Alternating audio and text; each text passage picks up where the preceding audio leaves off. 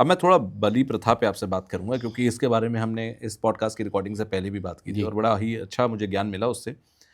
बलि प्रथा को लेकर ये कहते हैं कि ये गलत था, तभी ये बंद हो गया, या मतलब संवैधानिक तौर पर बंद हो गया, और आज बहुत ज्यादा मंदिरों के अंदर इसे नहीं दिया जा रहा है। चुने एक दो स्थान ऐसे हैं, शक्तिपीठ हैं, जहां पर ये अभी भी हो रहा है। हाँ, ठीक। लेकिन अगर देखा जाए तो संवैधानिक तौर पर वहां पर भी नहीं हो रहा है। हाँ, हाँ, लेकिन होता है। ठीक है। बलि प्रथा आपकी नजर में क्या है? होना चाहिए, नहीं होना चाहिए? ये पाप है या पुण्य है? देखिए, ऐसा है, वेदांत के हिसाब से वेदों में बलि प्रथा बताई गई है। अच्छा। मना नहीं करा गया वेद इसको। जैसे पहले अश्वमेध यज्ञ होता था जी। तो वह अश्व जो होता था अलग अलग राज्यों में से घूमता हुआ राजा के पास अंत में पहुंच जाता था। पहुंचने के बाद जो भी उसके राज्य को वो था जी। वो उसके अधिशासित हो जाते थे, और वो जो यज्ञ होता था उस यज्ञ में ही उस अश्व की बलि भी होती थी। इसी प्रकार से अलग अलग पशुओं की, अलग अलग उनकी, जैसे भेड़ की, बकरी की, इनकी बलियां की प्रथा शुरू से रही है।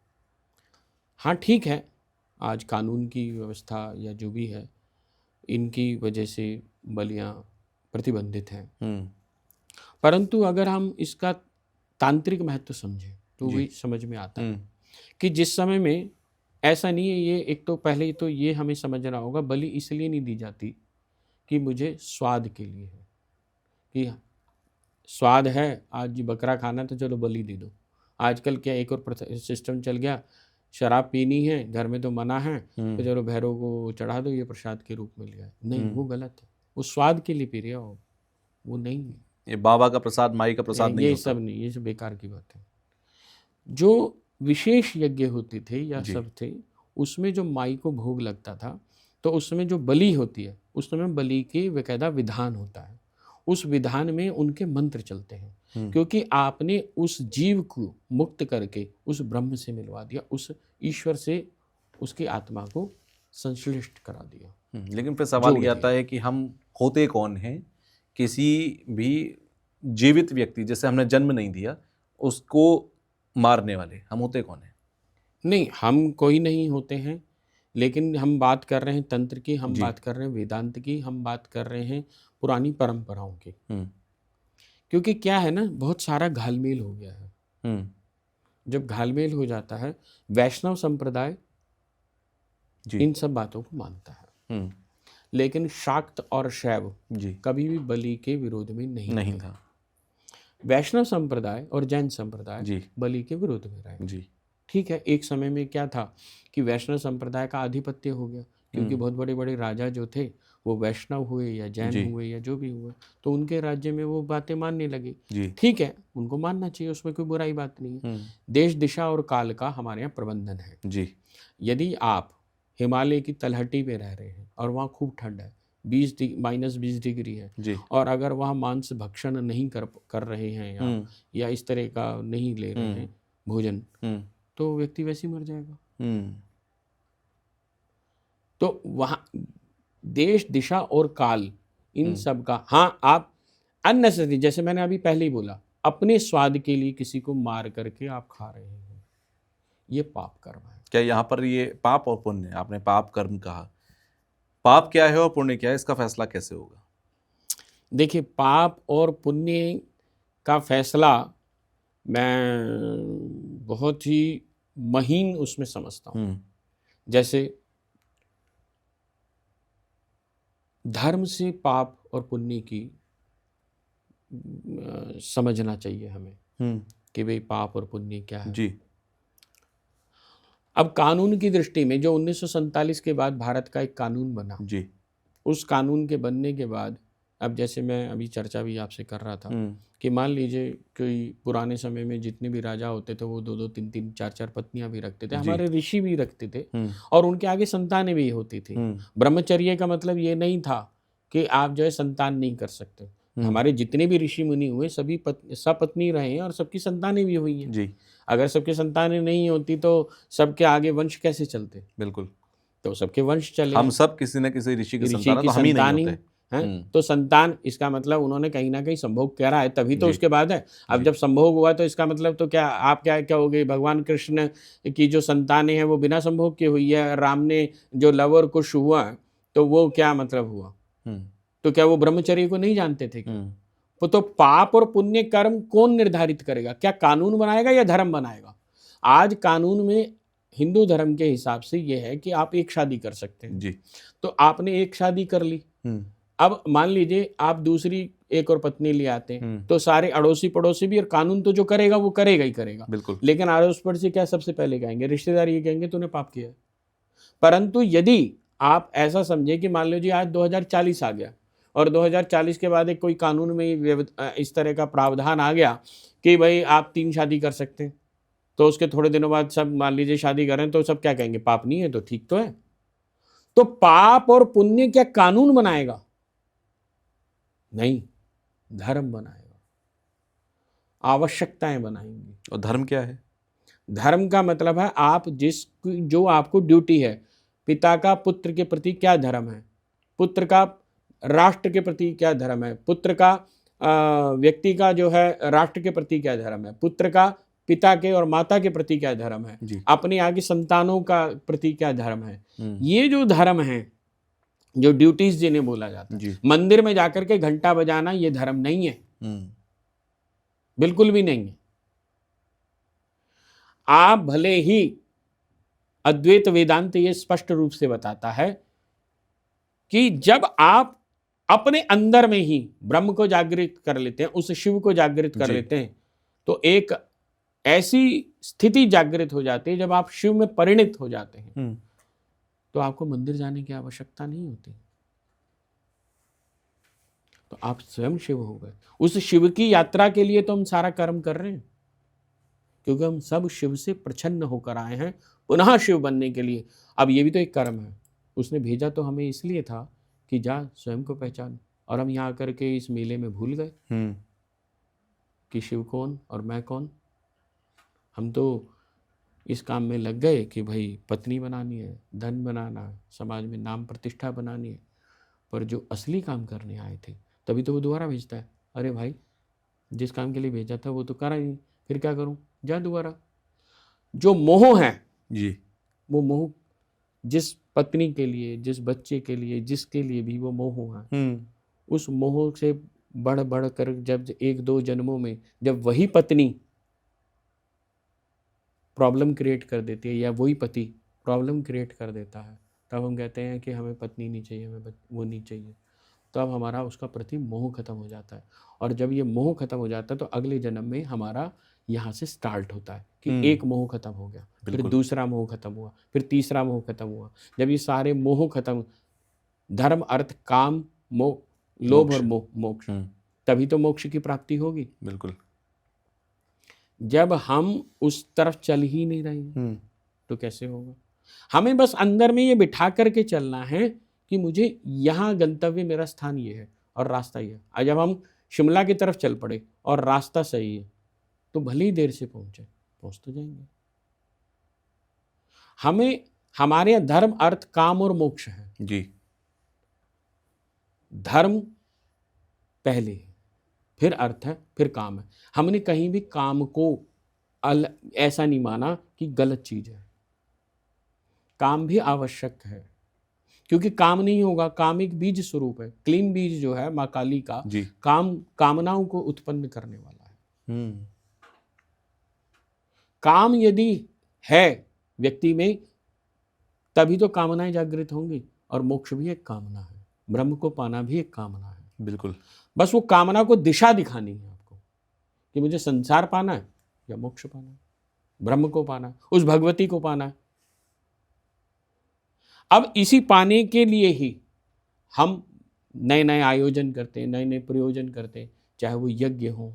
अब जैसे मैं भी आपसे चर्चा कर रहा था कि प्रत्येक वर्ष में हम माँ बगलामुखी की जयंती उत्सव मनाते हैं जी। 25 अप्रैल को हम लोग माँ बगलामुखी की जयंती उत्सव मनाएंगे। प्रत्येक नवरात्रि में हम माँ को मनाते हैं। क्यों मना रहे हैं? इसीलिए तो मना रहे हैं, वो प्रयोजन है। हमारा प्रयोजन सही होना चाहिए। हमारे बैक ऑफ द माइंड जब बच्चा पढ़ रहा होता है ना तो उसे पता होता है मुझे आईएएस बनना है, मुझे डॉक्टर बनना है, वो टारगेट सेट करके चलता है अपना, तभी तो वो एमबीबीएस क्लियर। ऐसे थोड़ा ना कुछ भी पढ़ना शुरू कर देता है। बिल्कुल, पहले आपको टारगेट सेट करना पड़ेगा, और जब ये टारगेट बहुत चेतना में व्याप्त हो जाएगा तब वो मोक्ष के लिए आपको अपने आप ले जाएगी, उसी रास्ते पर लेती चली जाएगी। यही बगलामुखी है, यही तंत्र है जो आपको उस एनर्जी से कनेक्ट करा दे। अच्छा, हम आम आदमी जो अभी हमें सुन रहा है, बहुत आम भाषा में मैं कहूँ कि किसका कौन धर्म क्या है, मतलब धर्म की एक ना परिभाषा आजकल बड़ी मुश्किल हो गई समझना। क्यों? दो तरीके के धर्म है, एक ट्रेंड वाला धर्म है कि मैं धार्मिक हूँ, मैं सनातनी हूँ, ये एक ट्रेंड चल रहा है कि मैं कांवड़ यात्रा चल रही है तो मैं हर हर महादेव कर रहा हूँ। वो धार्मिक बेसिकली है, स्पिरिचुअल एक होता है, आध्यात्मिक होता है धार्मिक। जी, आज हम धार्मिक होते जा रहे हैं, धर्म का अंधा अनुकरण कर रहे हैं कि हमने भगवे कपड़े पहन लिए और 2 टाइम घंटी बजा दी, तेज तेज हमने हनुमान चालीसा पढ़ लिया, कुछ भी कर लिया और हम धार्मिक हो गए। नहीं, हमारे यहाँ जो भी वेदांत हैं, हमारे यहाँ जो जितने भी उपनिषद हैं वो आपको स्पिरिचुअल बनाते हैं, अंधविश्वास से दूर करते हैं। कठोपनिषद की एक कहानी आती है, वहाँ यमराज है, यमराज गुरु है और नचिकेता है। यमराज को सिर्फ एक ही जगह गुरु के स्वरूप में क्यों दिखाया गया?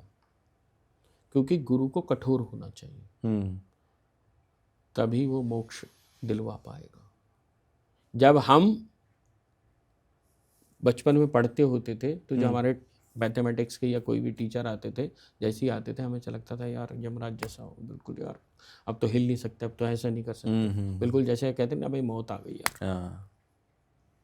कठोर, और सही माने में गुरु का आचरण ऐसा ही होना चाहिए। जो देगा ना, जो सही गुरु होगा वो आपको पहले सीधा करेगा, सही करेगा। वो ये नहीं कहेगा आप कुछ भी ले जा, कुछ भी कर ले, ऐसे नहीं होगा। डिसिप्लिन में लेकर आएगा, अनुशासन। आज क्या है, अनुशासनहीनता बहुत होती है, चाहे वो किसी भी क्षेत्र में मान लो। हम स्पिरिचुअल नहीं हो रहे हैं, और हमारे संस्थान का एक ही उद्देश्य है, सबको स्पिरिचुअल बनाना। जगत गुरु शंकराचार्य जो वेदांत के अंदर अद्वैत वेदांत की बात करते हैं जी। जो श्री विद्या है वो अद्वैत वेदांत की बात होती है। और जब हम अद्वैत की बात करते हैं तो ब्रह्म आप ही हैं और आप ही, उस ब्रह्म को जागृत करना, उस शिव को जागृत करना। शिवो हम, मैं ही शिव हूँ। जब हम कहते हैं शिवो हम तो इसका अर्थ क्या है? मैं ही शिव हूँ। और शिव क्या है? शिव जो आनंद दे, जो कल्याण करे सबका। जहां शिव बैठ गए वहां कल्याण तो स्वयं जागृत हो जाता है। यथा राजा तथा प्रजा जी, एक कहावत है ना। आपने एक बात ध्यान दी होगी, 2014 से पूर्व हमारा देश एक अलग दिशा की तरफ चल रहा था। 2014 के बाद हमारा देश धार्मिक और इस तरफ ज़्यादा चल पड़ा। बिल्कुल, यूथ बहुत जल्दी कनेक्ट हुआ। उसका रीज़न क्या है? क्योंकि जो राजा है उसकी जो चेतना है, उसकी चेतना के अंदर वह भगवती का आलोक जागृत है, तो वह नीचे चारों तरफ प्रकाश फैला रहा है। तो जब शिव कल्याण करेंगे तो जहां आप बैठ जाओगे वहां कल्याण हो जाएगा। आप शिव में परिणित होने के लिए प्रयत्न करो ना, वो अपने आप ही सब कर देंगे। हमें उसके साथ जुड़ना है। हमें अपने, हम शुद्ध नहीं होना चाह रहे, हम बुद्ध नहीं बनना चाह रहे। हम क्या करना चाह रहे? आडंबर। 2 फूल चढ़ा दो और रात को जो है छत फटेगी, 10 किलो सोना बरस जाएगा, बस पता नहीं क्या हो जाएगा। नहीं होगा भाई ऐसा कुछ भी। ये गलतफहमी मत जियो कि 40 दिन जो है तुम ये चढ़ा दो, ये चढ़ा दो, ये चढ़ा दो, वो चढ़ा, कुछ नहीं होगा, कुछ नहीं। तो ये जो उपाय कहे जाते हैं कि ऐसा करने से ऐसा हो जाएगा, पैसा आएगा, व्यापार चलेगा, ये सब नहीं होता है क्या? देखिए क्या होता है, आपके कर्म मैंने अभी बताया कि आपकी चेतना के अंदर वह जागृति होनी शुरू हो जाती है 40 दिन के हिसाब से। तो वो चेतना आप कहाँ जोड़ रहे हो? उस भगवती के साथ। जैसे ही आपकी चेतना का कांटेक्ट हुआ, आपका मोबाइल कब काम करेगा? जब टावर से जुड़ा होगा। बिल्कुल, वरना तो डम्मी है। तो जैसे ही आपने अपने आप को मोबाइल, अपने आप को एक मोबाइल मान लो और आप उस टावर से कनेक्ट कर लो, तो कनेक्ट हो गया, आपका काम शुरू हो गया। तो वो 40 दिन का तो एक छोटा सा प्रयत्न है, प्रयास है वो। अगर आप ये सोच रहे हो बस 40 दिन में सब कुछ हो जाएगा, तो ये गलत है। बस ये है एक अंधविश्वास है। मतलब आप ये कह रहे हैं कि कोई भी उपाय जब हम करते हैं तो वो आपकी चेतना को उसके साथ अलाइन कर देता है। करेक्ट। और वो जब अलाइनमेंट हो जाएगा तो चीजें अपने आप होने भाई लग आप जाएंगी। बच्चे को, छोटे बच्चे को जब प्ले स्कूल में भेजते हैं तो क्या करते हैं? बैठना सिखाते हैं बस। पर इसीलिए उसको रंगीन कपड़े भी पहनाते हैं कि जिससे उसको आकर्षण बढ़े, कि हाँ मुझे जाने में अच्छा लगे, इंटरेस्ट आए, डेवलप होगा उसका इंटरेस्ट, तभी तो होगा। जब इंटरेस्ट नहीं डेवलप होगा, वो इंटरेस्ट डेवलप करने के लिए आपको कहा जा रहा है भाई 40 दिन ऐसा कर लो। अब वहां से आपको कुछ मिलना शुरू हो गया। जब आपको रस मिलना शुरू हो गया, एक शराबी को क्या चाहिए? शराब। उसे एक नशा चाहिए। और अगर जिसे मेरी भगवती, मेरी माँ का नशा आ जाए, उसे सारे नशे बेकार हैं, सारे नशे बेकार। अभी हम पाप और पुण्य की बात कर रहे थे। जो भी अधर्म के रास्ते पर है, हम ऐसे कह लेते हैं, जैसे अभी आपने बहुत सही बताया कि धर्म वो है जो हम धारण कर रहे हैं। यानी कि अगर मैं अपने बहुत अच्छा एग्जांपल दिया था कि अभी जब हम कैमरे पॉडकास्ट से पहले बात कर रहे थे कि एक सेना का जवान जब बॉर्डर पे खड़े होके अपने सामने खड़े दुश्मन जवान को मार देता है तो उसे पाप नहीं लगता। बिल्कुल, क्योंकि वो अपने धर्म का पालन कर रहा है। वहाँ उसका धर्म है कि वह उस राज्य की, उस देश की जी रक्षा में है। धार्यति धर्म, जिसको धारण करा जाए वह धर्म है। अब मैंने ये धारण कर लिया, मैं आईएएस ऑफिसर हूँ जी, या मैं एक पुलिस कमिश्नर हूँ या XYZ कोई भी हूँ, मैं डॉक्टर हूँ, तो मेरी ड्यूटी क्या बनी? मेरी ड्यूटी ये बनी कि मेरे पास आने वाला कोई भी रुग्ण है, उस व्यक्ति की अवहेलना ना करो। उसके पास अर्थ है यानी पैसा है या नहीं है, पर उसकी सेवा मत करो। कोई वकील है तो मैं गलत, अगर मुझे पता है कि ये गलत काम करके आया और फिर भी मैं उसके लिए खड़ा हुआ हूं, तो तुम समझ लो तुम उसी के जितना पाप का भागी वो है, तुम भी भागी हो। भले ही तुम पैसा कमा जाओ इस जन्म में, अगले जन्म में तुम्हें भोगना पड़ेगा। कर्मों का फल मिलता है, पाप का फल मिलता है, इस जन्म में ना सही तो 3 जन्म बाद सही। 3 जन्म तो बहुत दूर है साहब, अगले जन्म से ही प्रारंभ हो जाता है। और मैं तो इसको ऐसे भी देखता हूं, यदि आपने बहुत पैसा इकट्ठा कर लिया कुछ व्यभिचार करके, गलत काम करके, और आपकी संतान बेकार निकल गई जी, तो फायदा क्या हुआ? मैंने ऐसे सैकड़ों किस्से हैं कि माँ बाप ने कितने ही करोड़ों रुपए इकट्ठा कर लिया, कितना ही करोड़ों रुपए इकट्ठा कर लिया, और आगे संतान जो है ड्रग एडिक्ट है। एक ही बेटा है और वो ड्रग्स में चला गया। अब क्या करेंगे? कह रहे जी क्या करें, बचा लो इसको। बचाएं क्या करोगे आप? तो उसका तो कोई फायदा नहीं है। अब ऐसे ही मेरे पास कोई एक बहुत बड़े इंडस्ट्रियलिस्ट है, उनका एक बेटा है। उनका बेटा किसी की प्रेमिका, मतलब उसके साथ किसी हो गया कि भाई अब वो नहीं चाहते थे कि ये उसके साथ। अब वो आए, बातचीत हुई हमारी कि भाई किसी तरह से इसको बचाया जाए। मैंने भी माई से निवेदन करा, अर्जी लगाई। हमारे यहाँ विशेष रूप से एक अर्जी लगती है। अच्छा। तो माँ को अर्जी लगाई, अर्जी मीन्स एप्लीकेशन, और हमारे यहाँ अर्जी लगाने का माँ बगलामुखी का एक विशेष प्रावधान है। अच्छा। 1.25 किलो साबुत हल्दी, 1.25 मीटर पीला कपड़ा और 1.25 किलो कोई भी पीला मीठा प्रसाद। उससे अर्जी लगाई। अर्जी लगने के बाद सामने से जवाब आया कि इनको 11 अमावस्या अनुष्ठान यज्ञ कराना होगा, और मैंने वो करवाया।